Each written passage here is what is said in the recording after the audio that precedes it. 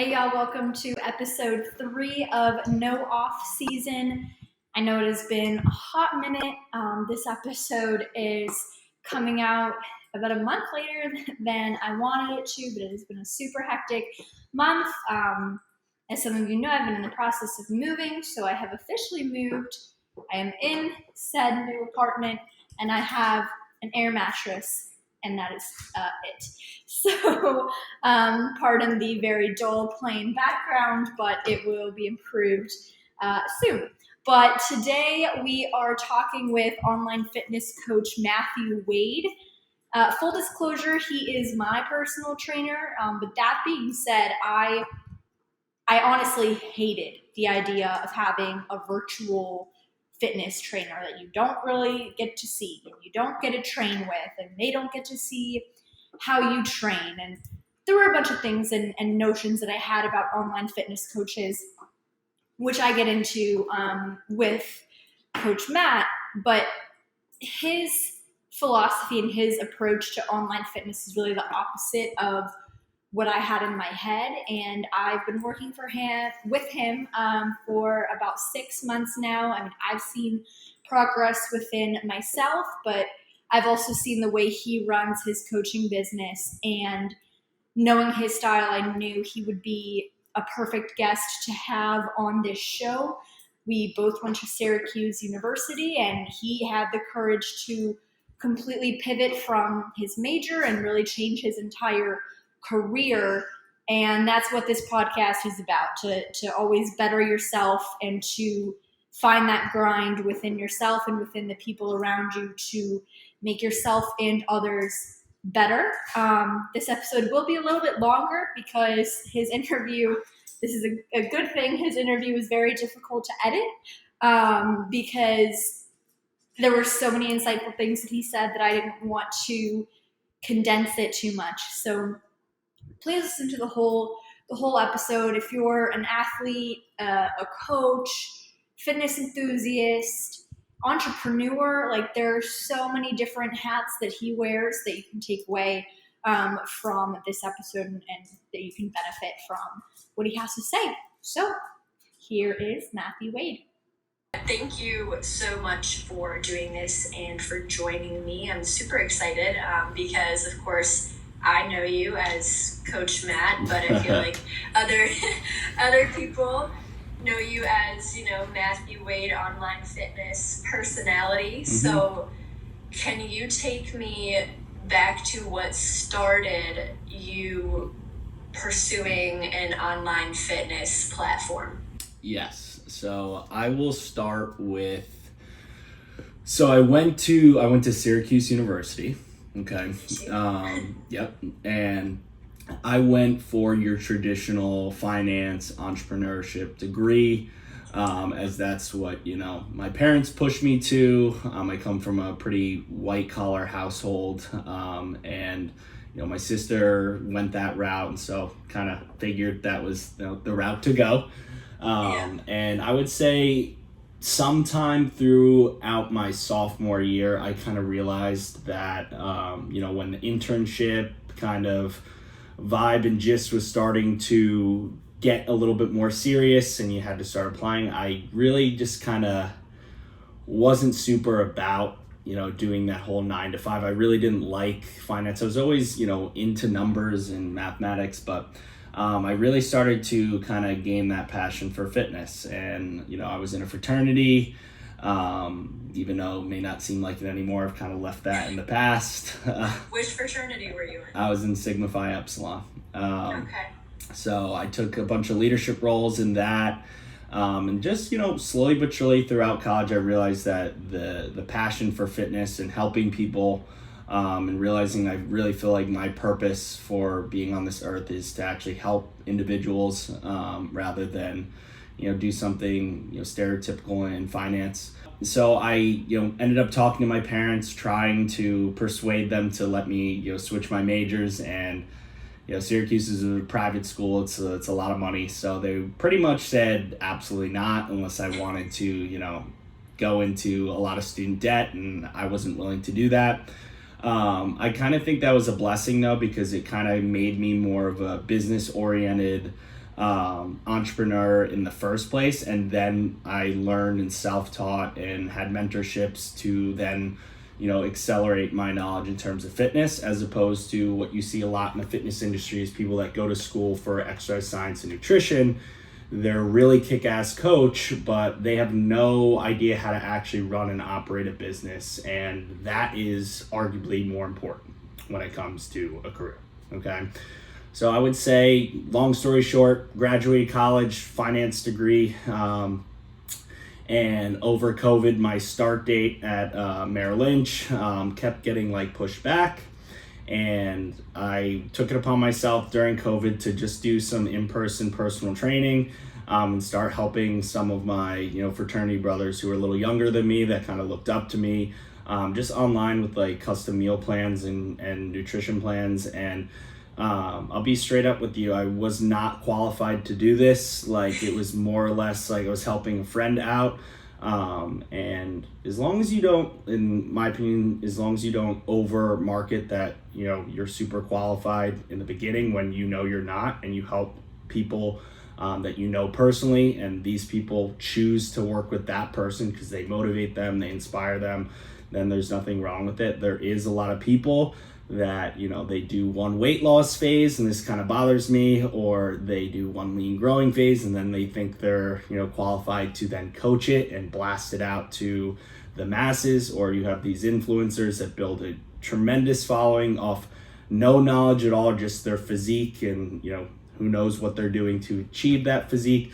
And then once they gain the following, they then automatically say, hey, I'm opening up my online coaching, and they're not necessarily qualified to work as an online coach and give, plans when it comes to nutrition. That's why I have a registered dietitian that I outsource and work with, because, you do have to, from liability standpoint, have those metrics in place. So basically during COVID, I kind of just slowly started doing little in-person training, in my backyard at fields, high school baseball fields and stuff like that. Yeah. And then I kind of realized that, I was better suited, in the future, trading your time for your, not trading time for money. I wanted to do everything online. I could really help people a little bit more in-depthly, working around their other 23 hours of their day other than just their training, better online, which arguably matter more than just your hour of training per day. And because I was also working in 9 to 5, so for 2.5 years, I did both. I did the 9 to 5 and I did my online coaching pretty much on the weekends. It got to the point where I was working 100 hours a week, where I would basically work, in the morning, I'd get up at 6 a.m., do check-ins and stuff, then work 9 to 5, go train, and then come back and work until midnight on, my business. So yeah. It was definitely, living in Manhattan, it was definitely something that, was a hustle culture. And I feel if you can make it in that city, you can pretty much make it wherever. But eventually kind of writing on the wall came, and I realized that this was my passion, and if I was going to do it full time, there's no better way to do it. I started full time with it last November. So it's been amazing since I ever started that. The quality of life, the quality of coaching is astronomically just improved, as you've experienced kind of firsthand. And it's been just a hell of a journey, not to give you a super long answer to that, but no, hey, the more in depth the better. Yeah. Was there one person or maybe a couple of people who, when you were doing that 9 to 5 and your online coaching, helped you or encouraged you to be yo, you need to be doing this full time? Or was that something you were I need to be doing this full time? Absolutely. I would say always had the support from my mom. I think my dad had to warm up to the idea because he worked in corporate America for 20 years, and he was very your stereotypical parent. You got to think about benefits, you got to think about, insurance. And I really valued that opinion as well. It was someone that kind of pushed me to prove that I could do what I wanted to do and not have to live your traditional 9 to 5, as you know, that generation didn't have the opportunities like working from home, didn't have social media, you know, all that good stuff. Now it's, you know, really practical and feasible that you can create your own revenue streams, different revenue streams from social media, from literally your bedroom. So I kind of use that, like my dad, not saying he was like a hater, but he was definitely someone in my life, like, you know, this is more or less viewed it as like a side gig for a long time. And I had to prove to him, like, you know, with the financials and, you know, just being a go-getter and kind of proving him. And I still have to prove it to him each, you know, year that we're growing and we're still staying ahead of the curve as I get closer to my mid, you know, 30s. And I'm a very independent person as well. So I kind of think you know, it wasn't until like now that I've even thought about hiring someone else. Yeah. So I've done everything myself. I never hired a business coach. And believe me, there's a lot of good and bad and just bots that hit you up on Instagram, ask to do a newsletter, ask to do a VA. Like I never did any of that because it's, you know, it's kind of like my baby. I grew it from the ground up. I'm still not a big influencer that just decided to do online coaching and just make, you know, extra bread on the side. I started this from scratch as a business owner and have continuously built and learned my way, took calculated risks, and, you know, it's been paying off pretty well, I'd say. Yeah, I'd say so too. So I think it's interesting how you market yourself as not an influencer, because I think there's definitely like... Yeah, I try not to. A very...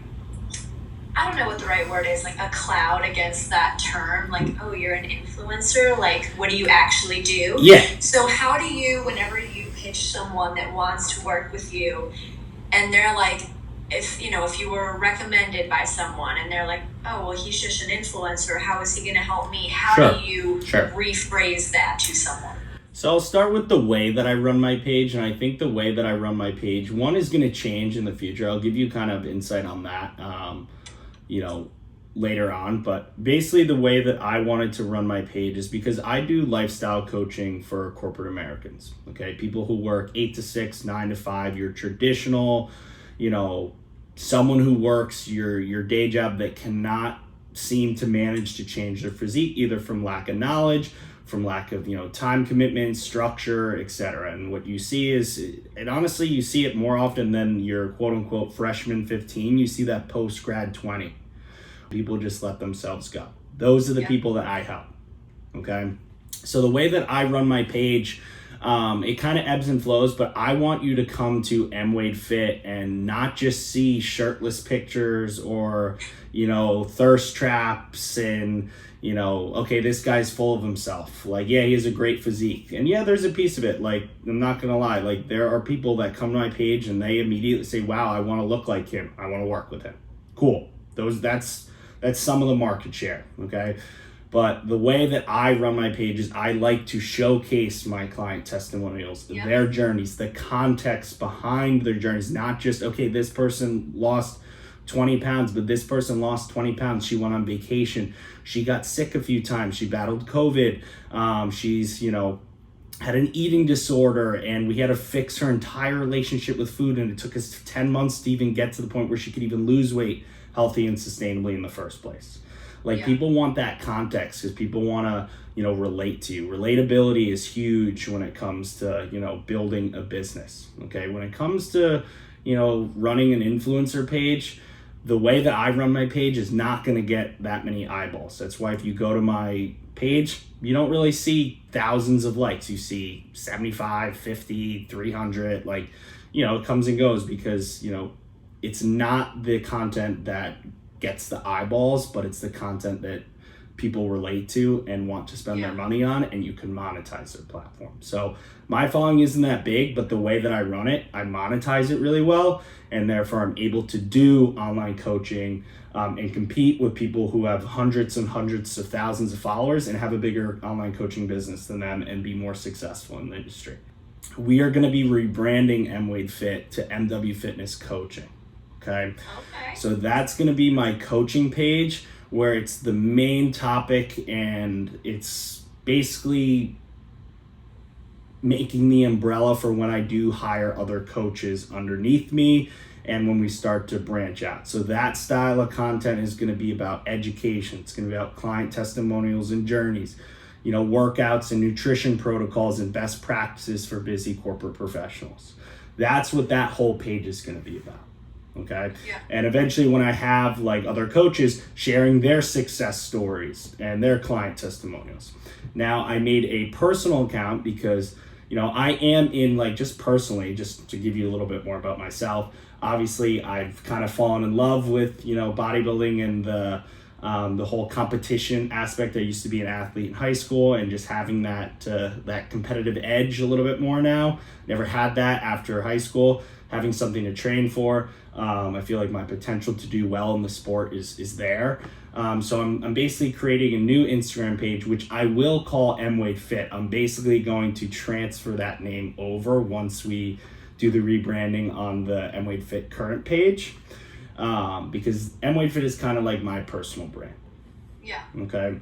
So that's going to be where, I post like my posing, my training. The training will have a little bit of overlap because I do think there's good perks for both. Yeah. More about my personal life, my influencer style of content, because I am into photography too, like just something that I've always liked. And your thirst traps and all that good stuff is going to be on that page. So basically you kind of have a decision, like you can follow my business page eventually, and then you could follow me personally. So that's kind of where we're going. So I'm very much looking forward to that, because I am into photography too, like just something that I've always liked. And your thirst traps and all that good stuff is going to be on that page. So basically you kind of have a decision, like you can follow my business page eventually, and then you could follow me personally. So that's kind of where we're going. So I'm very much looking forward to that, because M-Wade Fit currently, if you kind of look through the context, you're just going to see a mix of just all different niches of content. And I want to niche it down a little bit more and then take the content that I still do like to make, we'll put it on a separate page. Yeah. You mentioned earlier that you're a very independent person. Mm-hmm. So what ultimately led you, I feel that, what ultimately led you to even really think about venturing into this separate coaching platform and having coaches, or thinking about even hiring coaches underneath you? Well, when you think about, doing coaching and doing it for a long, long time and creating, not only passive income, but, generational wealth type income, like you can't do it alone. Okay. I can't coach more than 100 people at one time. I've done it in the past, and it's like my quality of life is terrible. And then my training goes to, in the gutter, my mental health. And obviously I can only be good as a coach as my mental health is. Okay. Like I want you guys to look at me as kind of like your champion, of fitness, like the person that you look up to. And I need to, showcase myself in that regard. And if I'm not able to, you guys will be able to feel that energy. Yeah. Like when I was in prep, like I made it very known to you guys, hey guys, like I feel like dog shit. Like please bear with me. Like I'm doing the best job that I can. And then when I was back, and you can almost tell the energy in my voice, like I'm back to being a normal person, like able to go above and beyond. So just realizing that, we can help more people, and I can't do it alone. And like a couple things that are off the top of my head, like the first thing that I want to hire is a female coach. A female coach who maybe specializes a little bit more in hormonal health, just because that's something that, I have some decent knowledge on, but could always improve on and always want to improve on. And also it gets a more relatable market share for, because girls don't come in and look at my page and say, I want to look like him. Sure, they might find me attractive, who knows, but I don't relate to them like I relate to the guys. And I believe it or not, I actually have, in the recent months, I've have more females joining almost than guys, which is like pretty cool, because I think I do a good job showing that, and showing you too, like that there is a lot of issues with diet culture, especially with females, and the females are really afraid of the scale, and the scale does not paint the full picture. Yeah. Like, to be honest with you, I do a 4-month minimum commitment, and because we're on the podcast and, you know, we can be transparent, like, generally 9 out of 10 times, like, the females that come in that want to lose weight, they're not even able to lose weight until like month 5 or month 6. And it's like, it's a very difficult conversation to have because they come in drastically under eating for such a prolonged period of time. It's not a 4-month turnaround for me to just self-correct their internal health and their body's like, okay, we're ready to lose weight. Like, sometimes if they've been under eating for 3 to 5 years, like, this isn't a 4-month turnaround. And of course, these females, like, they want to lose weight, and yeah, they're like, okay, I understand I might not see it for a month or 2, but month 3, month 4 comes around, the scale is still the same, or it's even higher because we're trying to push food up, and that's how their body's reacting. Like, that's when they get frustrated, and that's where it's like, sometimes there's turnover, and they're like, well, this isn't working because my weight isn't going down. And it's that constant reminder that we aren't able to lose weight because of what you came into coaching. Okay, so obviously, in order to lose weight, you can, you know, move your body more, or you can eat less food. Okay, if you're already eating a very, very low limited amount of food to the point where your body and your metabolism is now adjusted down to just make do with what you're giving it because your body wants to survive. So eventually, if you keep under eating, your body's going to be like, all right, we have to make do. Like, and that's where you kind of live suboptimally, and you don't have that extra energy, and chances are these people aren't really that active because they don't have the extra energy because they're under eating to go move their body. So now it's like, okay, we have to start chipping away at bringing the food up so that finally the body, you know, at a slow rate so the body doesn't gain weight really quickly, but enough so that it stays, you know, around the same body weight, stays put, and now you have extra energy and you can start moving your body more and you can get stronger in the gym. We get from, you know, 1 workout per week to 3 to 4, and finally once you get that up and running, the, you know, energy also happens when you exercise, so it kind of comes full circle.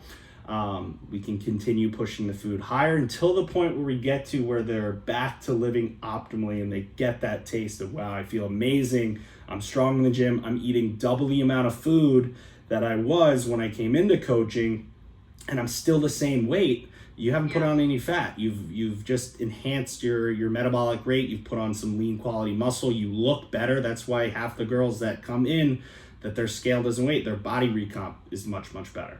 But again, going back to, you know, patience and trust, and if these people don't know you personally, and it's, you know, it can be a very difficult conversation to have when you have to tell a female, look, based on what I'm seeing with your body, you're not even in a position to lose weight for 6 months. Yeah. Like, sorry. Like, summer's coming and you're not going to lose 20 pounds, because I'm not going to make my clients more unhealthy when they come into coaching, when they leave.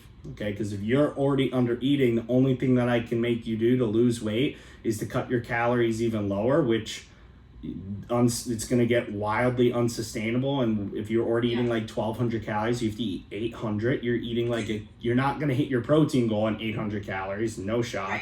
And you're going to eat like lettuce, and then you're going to definitely binge on the weekends because you're absolutely starving yourself and you're going to have no energy to work out. So that's the other card. Can I get you to move or exercise on 1,200 calories per day?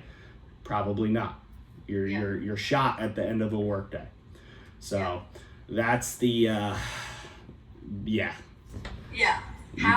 do you, I mean, I know it's very much more prevalent in females, but also happens with men too. Yeah, it is with men too. It's definitely, you know, you definitely see them, and I always compare it to like the inverted triangle where like their arms are really big and then their legs look like little twigs because they just don't want to work out like at all. But how, like, if someone comes in with kind of that unhealthy mindset, have you ever had someone try and argue with you, I guess, like thinking they know better? What happens with them as a client?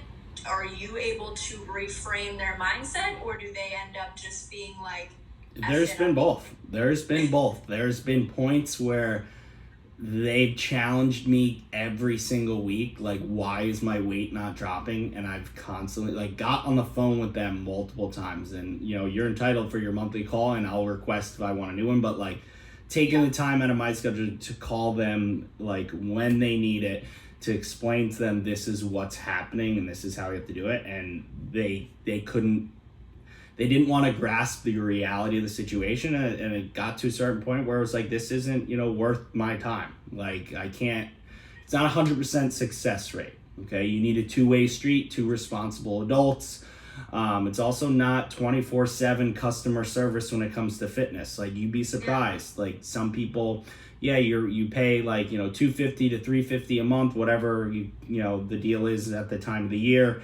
And some people think they can chat you at like 1 a.m. and expect a response 5 minutes later. And it's like, look, if you wanted like a 24/7 on call, like, you're going to pay thousands a month. Like, that's like that. Yeah. So yes, it's generally a good response. I can generally get, like, within the 4 months, I would say like 9 out of 10 people come out of it with a very, very positive experience. Maybe they didn't see the external results that they were looking for, but they are in a much better position internal wise, and their structure and the way that they feel, and they look better. Okay, like, they slightly are tighter shape, they have more energy, they're stronger in the gym, they're able to eat more food at rest. They have gotten value and knowledge out of the 4 months. Now, some people come in and they're ready to go. Like, they already have experience tracking macros, and they're like, let's go. And you can immediately, start a phase. I generally don't start anyone on a lean growing or dieting phase right off the bat. As a coach, responsibly, I want to be able to see how your body adjusts. And in the grand scheme of things, it takes like 6 to 8 months for someone to really learn how your body, you know, maneuvers and adjusts based on different nutrition metrics, your training performance, the lifestyle that you like to live, all that stuff. But, you know, some people do come in pretty much ready to diet down if their daily nutrition habits and experience are in place. I would probably do at least a couple weeks to a month of a body recomp just to kind of gauge, you know, their optimal macros and nutrition level, and then we'd start a dieting phase. So it's very, very case by case. And the way that you communicate to each of these clients is much differently. Okay, so someone that I just joined the program that I don't know, absolutely butcher them with kindness, motivation. I have a lot of analogies that I somehow come up with on the spot that just like motivate people to just do something rather than nothing, which is the mindset that I want people to take on. But once you kind of get in the program, and if it's consistently like, okay, we've gotten to the point where I know you now and we're not taking that next step, like, you will get hardo, like, more like light a fire under your ass, like, Matt, because it's like, okay, like, you're right there. Now we need to take the next jump. Like, you know what's expected of you, and you're just not executing it. Like, 100%. So it's timeline on the coaching. It's also case by case on the person. Sometimes I may even add that as a question, like, how do you like to be coached? Are you someone who likes the constant, like, motivation and, you know, encouragement, or you need someone to just tell you how it is? And I generally like that type of person more, because I'm a very straight up person. But so I almost forgot your question, so ask another one. Well, my next one is gonna shift more towards you and your bodybuilding experience. You brought it up before. You said 6 months ago, whatever, you would have been like, oh, hell no, if someone was like, oh, are you gonna do bodybuilding? What you mentioned, the competitiveness. Is there something specific that you were like, I kind of want to try this? I think it all kind of aligned around the fact when I knew I wanted to move out of New York City. New York City made me, you know, the go-getter, the hustle culture, the entrepreneur that I am today, because you have to in order to make it there. And I was, working 2 jobs and stuff. But eventually when I realized, okay, like if I really want to do fitness and be, a big name in the industry and be really successful, I want to be in a spot that is more welcoming and has more of a bigger community of people that I can connect with, collab with, learn from, that are better than me at what I currently do. I'm a big person at networking and being involved with people that are better than you at what you're trying to do. That's how you learn. Okay, people are super intimidated by that, and they shouldn't be, but generally people, when they see someone who's better than them, they immediately are a hater. I want to pick their brain. Yeah. What are you doing? Why are you better than me? What can you teach me? What can I do? And believe it or not, what I've learned from my experience is you'd be surprised on, they're better than you. Maybe they've been doing it longer. Maybe they got a little lucky. Maybe, combination of both. But you'd be surprised on the things that they learn from you, someone who's maybe not as successful, telling them how you do things, and it's mutually beneficial. So I would say, going back to your question though, I would say right around the time where I knew I wanted to moved to Florida, I hired a coach myself, which is something that I personally and cannot express how important I think this is. Everyone should have a coach or someone when it comes to fitness, just to offer perspective, and just even if you get to the point where you know exactly what you're doing, you should still think of coaching and as an investment, and it's just someone to communicate your fitness journey. It makes it more fun, it makes it more motivating. You get to hear and you get to have a two-way street. So I hired a coach, and my coach is a bodybuilding prep coach. Okay. Because I just wanted someone to take over my training and my nutrition. I do it for a living. I was doing it for at that time 70 people, and I was I can't even think about what my macros should be or what my training, changing that up. Someone else do it. Look at my body and tell me what I need to do in order to keep improving it. And so hired him. He actually went to Syracuse too, and slowly but surely he kind of just chipped away at not saying he gassed me up, but he's dude, you have the physique, you could really do well here, why don't you just give it a shot? It's a bucket list thing. And I was you know what, that's how I'm gonna treat it. I thought going into it, I was okay, this prep would be not only cool for me personally to have something to train for, it's gonna teach me a lot about myself and more about weight loss and the extreme radical levels of it, because I want to say bodybuilding and a traditional sustainable weight loss is entirely different. Okay. Which is what I communicated very clearly to you guys. What I was doing is not what you need to do in order to lose weight or achieve a lifestyle physique. Okay. I did several, probably 20, not 20, but 7 to 8 weight loss phases, lifestyle, and I was in ridiculously good shape, very lean, summer ready. Bodybuilding's a different level of leanness. It's you get to the point where your body does not want to get any leaner, and you have to manipulate certain things and push it past. And because you do that, it really starts to hurt you mentally, and physically you just feel horrible. I've never felt worse in my life than when I did the prep for bodybuilding. Mentally you get delusional, straight up. I remember I was lifting with a buddy and we were doing bicep curls, and this was I was 4 to 3 weeks out from my competition. That's generally when you really get to that digging point. You're so close, you're less than a month out, and it's you just put all this work in, you're not gonna quit now. To be honest with you, my coach said something that stuck with me. He said more than half of people that attempt a bodybuilding show for the first time never make it to stage. So you are right. Most people do fold at that point. Yeah. It takes a special type of person to make it through a first prep and do it the right way where you're competitive. Yeah. yeah, you can get on the stage and be like, you know, kind of fluffy and not perform, but like it's different from running a marathon, like where you can go and run a marathon and walk a mile and then average your pace is like 12 minutes, or you can really train for it and try and run it at a 7 to 8 minute, you know, pace. Yes. Bodybuilding is a little bit different because you're not hidden in the numbers. If you like, you're on stage and you have like your own individual routine, and then you get brought out, and if you're not doing well, it's pretty obvious. You get pushed to the side. You're not center stage. So it's a little bit more like putting yourself out there in a way.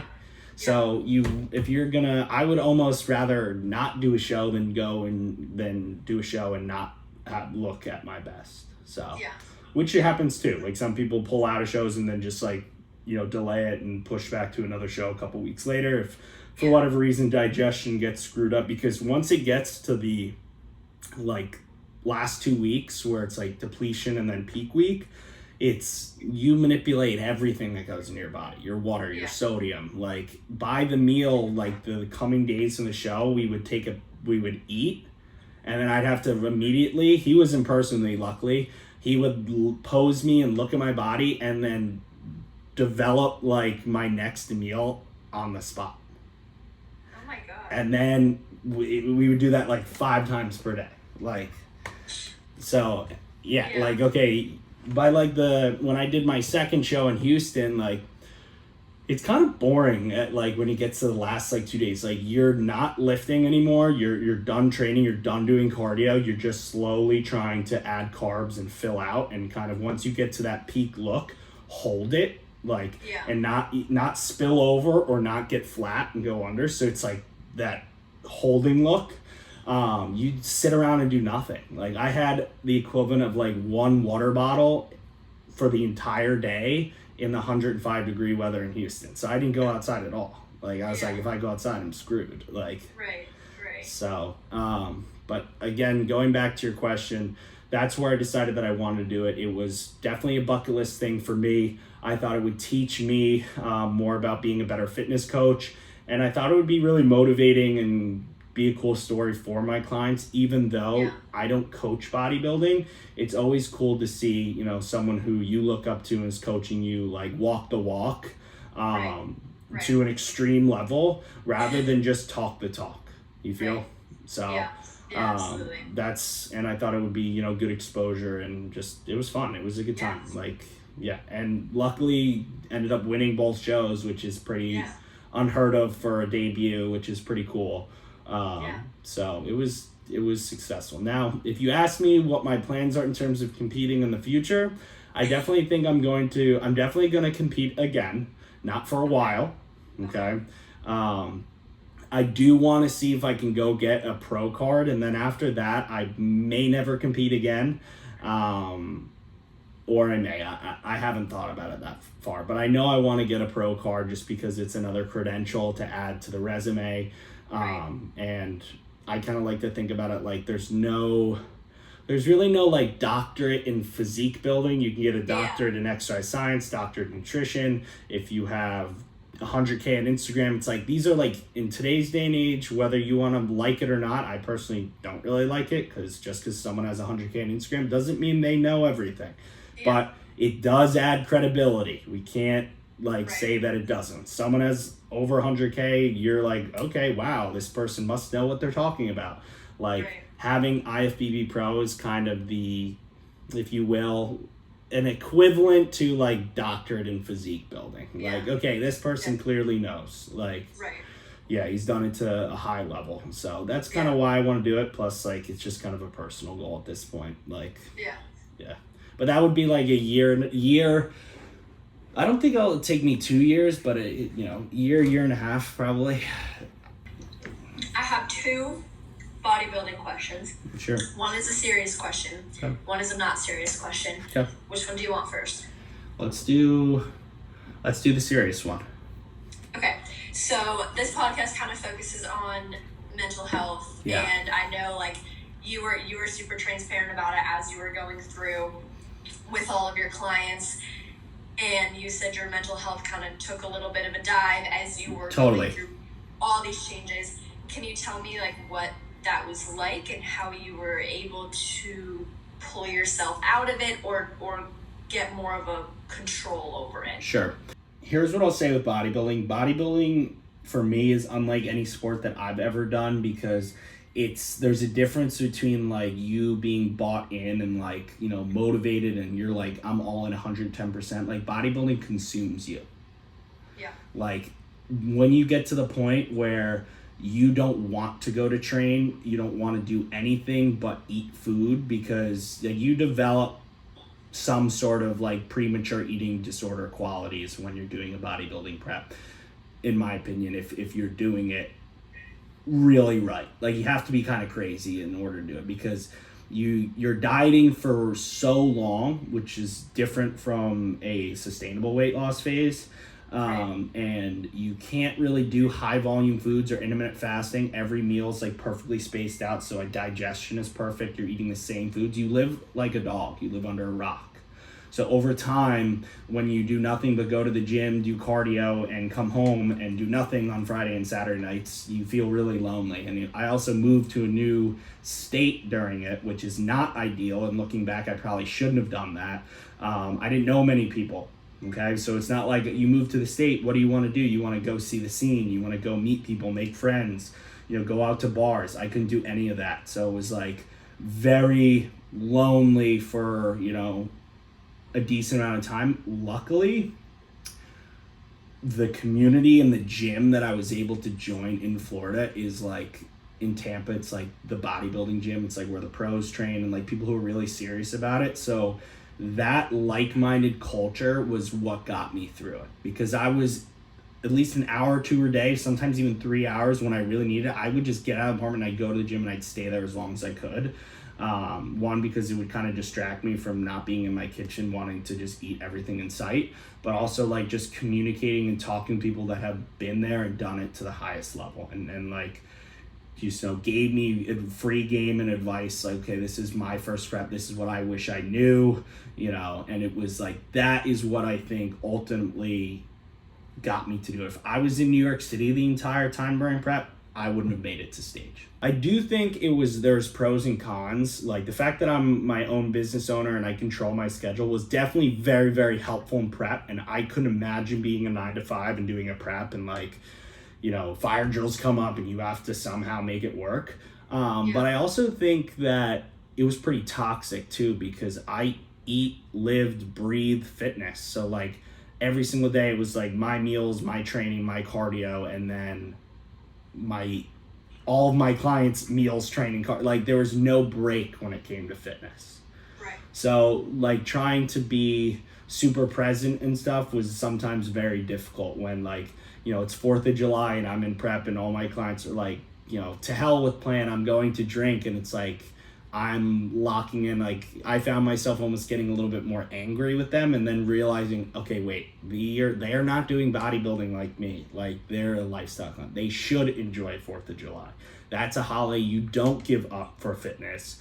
That's a holiday you enjoy yourself and show off your results from fitness, and then you get back to plan. So like, it was definitely toxic, like for sure. Yeah.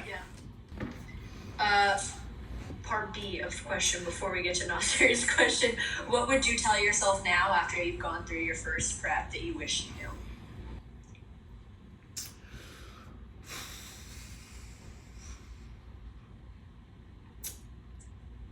I would say, which is what I'm actually going to get a tattoo on in September. My message that I came up with prep is extraordinary people live in discomfort. Because bodybuilding is all about living and managing through discomfort. Your sleep is shit, you're starving, your training starts to not be fun anymore, and generally, I mean, I would say 99.9% of people, anyone who does a bodybuilding show does it because it stems from their love of training. They love going to the gym because it makes them feel good mentally, and they've done it for a long enough time where they want to, you know, now go show it off and train for something. Okay. So eventually it gets to the point where, you know, it kind of switches where when I do check-ins and stuff, like I know, okay, oh, I'm gonna go train at 1 p.m. Like I'm looking forward to that. Where when I was doing a prep, it was like 1 p.m. couldn't, like, can we not have a training session today? Like I don't want to, my legs feel like concrete. I don't want to go train at all. Like, so not having that like thing to look forward to and your mental escape was probably the biggest challenge for me. So the message of just, you know, living and battling through discomfort is what I now know a bodybuilding prep is. And I personally loved being on stage. Like I've always been a good public speaker, someone who likes to just like, I could just talk to a wall pretty much. So I just liked being on stage. It wasn't like, I wasn't nervous at all. Like once I got there, I was like, holy shit, this is awesome. So, and I think that actually is one of the reasons why I did as well as I did. I did men's physique. So something, if you don't know, men's physique is the division of bodybuilding that you wear board shorts. Okay, you don't show your legs. It's more of, for lack of a better word, it's more of the pretty boy version of bodybuilding. Okay, it's the beach body, the aesthetic, attainable physique, if you will. And it's all about, you know, confidence and charisma and having like a small, tight waist and broad, wide shoulders and a big, wide back. That's what, and like a good core, like that's what they judge. And so like, because I think I went out there and I was like high energy, had good charisma and just good energy, the judges felt that. And it was like, you know, I wanted to be on stage. I wanted to be there. And that's what it's all about, like putting on a show. So as opposed to as you progress through the different divisions, like then there's classic physique and then there's open bodybuilding. Open bodybuilding is like, when you think of bodybuilding, your mass monsters, like those guys, like they're going for like sheer size, mass, muscularity, like they're the monsters of the sport. Where there's different divisions because there's all different body types. So like my body type, I could never get to being an open bodybuilder. Like there'd be no shot, like unless I wanted to do a lot of drugs and give my entire life to it, I probably still couldn't get there because it does come down to genetics too. Because when you get to the pro level and everyone's, you know, this is a topic we don't need to go over really, but when you get to the topic of, you know, steroids and stuff like that, everyone's doing it. So it's like even across the board at the pro level. Like I'm obviously an amateur level, so, but at the pro level, everyone's doing it across the board. So it doesn't really matter about the drugs as much as it matters about the training, the diet, and more importantly, just the sheer genetics. Okay, like some people, you can't change the way the muscle sits on your body. You can change the density, you can change, you know, the maturity, the size, but the way it's inserted on your body, that's why everyone's body and chests and shoulders and arms look different, have different shapes, because it's just genetics. So some people have superior genetics when it comes to visual aesthetics and mass, and you can't outperform that sometimes. My not serious question, this actually might come across as a very, very stupid question because I don't know anything about bodybuilding. Why the like spray tan look and the not tan like face? I always think it's a little bit funny to like look you saw I was dark as hell when like you were so dark and then your face was like how it is now. And I'm like, why? Well, they don't really, I mean, my face is still pretty dark, but they compared to the rest well, that's so basically what happens is they tan you up because the lights on the stage are very, very bright. Okay. And so as a pasty white guy, like I made sure that I got like 4 coats of tan. Like where someone who's like black or African American, they might not get tan at all. They just might get a light glaze or something because they're already dark enough. They don't need a spray tan. But if you're pale, like the lights shine down really hard, and if you're not dark enough, that could be the difference between winning and losing because you just get washed out with the lights.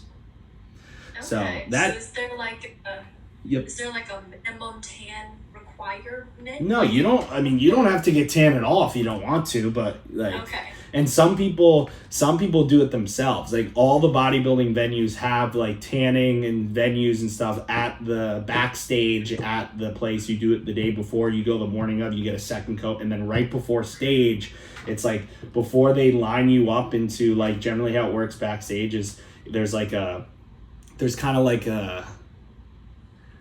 It kind of looks like a makeup room, but it's like a waiting room where there's like mirrors all over and you can put your bags down and sit with your coach and like eat and stuff. And then they take you out of that room and they bring you into the tanning room where you get glazed, where they basically, you're already tan because you've done 2 coats, but they basically spray your abs and contort your body with like just like glaze so that you're really shiny and you pop. And then you go from that room to backstage where sometimes they have weights and bands so you can get like pumped up. And then you get in line, like once you're ready, like really ready, you're getting called to go on stage. So that's how it works. Yeah. Interesting. So I never did that. so like I thought it was like some like rule of bodybuilding that everybody had to like get. I mean, it's not necessarily a rule. Like like some people do their own tan, and generally they look like shit. Okay. Yeah. Okay. So you do the tan that's at the show, and it's expensive too. It's not like a spray tan that's like, oh, here's $60. It's like these spray tans are like $175. Like they make you pay for. Didn't you have to pay to be? Oh yeah, bodybuilding is a very expensive sport. Very expensive sport. You don't factor in the hotels and the travel, the food, the board shorts. For females, it's even crazier because they have not only are they getting tan, and then they have hair and makeup, and they have a whole room for females where they're doing their hair. Because you look at all the girls on stage and their makeup is crazy. They have they don't jewelry, but they have like everything. Like their nails match their suit. Like it's all like. You're trying to look the best, most presentable, peaked on stage. Yeah. For 10 minutes, and you prep like 16 weeks for it, or longer. It's kind of silly when it comes down to it, but yeah. Awesome. So, yeah. I don't think I have any other questions for you. If there's something that I missed that you want to. No, I think that was a pretty good episode of me ranting per usual. Hey, you know what? Better than me talking. So I told you it'd be a good podcast. I could just chat, but yeah, absolutely. I try not to do it over the top, but I do enjoy podcasts because I like telling my story. I like networking, and I think also this grew us closer as a coach and client too. So I appreciate you having me. Absolutely, I agree. I'll let you get back to your busy day. It's not Friday. I was gonna say you have check-ins. No, today's like my chill day, thank God. Well, I'll let you get back to your chill day. Thank you so much for taking the time. I appreciate it. Of course. I'll talk to you soon, Liv. See you later. For today's scoop with Kyla, we are going to throw it back to the Parlay Paw days and preview Monday Night Football, my Pittsburgh Steelers against the Cleveland Browns. I don't want to talk about Pittsburgh last week because they got shit kicked by the 49ers. Granted, San Francisco does have the best defense in the league and is a Super Bowl contender right off the bat. But there were very, very few bright spots for the Steelers. And that carries over to this week. Cam Hayward is out. Deontay Johnson is also out. So that's going to be a hit on the wide receiver side with Johnson being out, but it will give George Pickens some more targets because he did split targets with Deontay Johnson last week. So Pickens, he had 36 yards last week. His over-under for tonight is right at about 42 yards, so I would definitely take the over for that, just given with Johnson being out. As for the Browns, they shocked everybody and dominated the Bengals last week.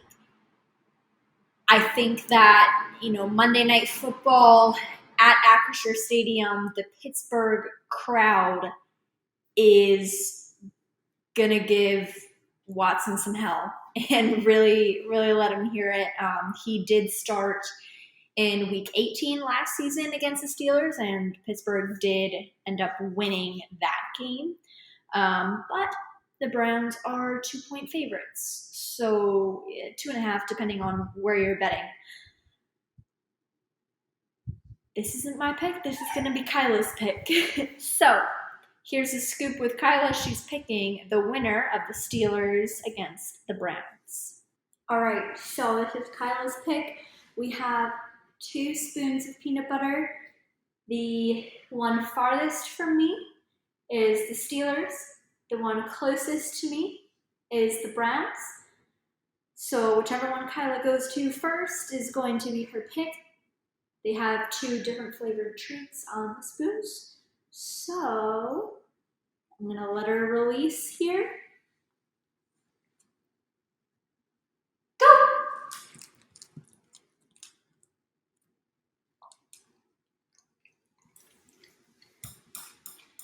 The Steelers! It looked like she was going to the Browns first, but she ended up picking the Steelers. So there you have it. The Steelers are going to beat the Browns on Monday Night Football. I will see you all next week for another episode of No Off Season. They will be more consistent now that all the moving hecticness has been settled. See you next week.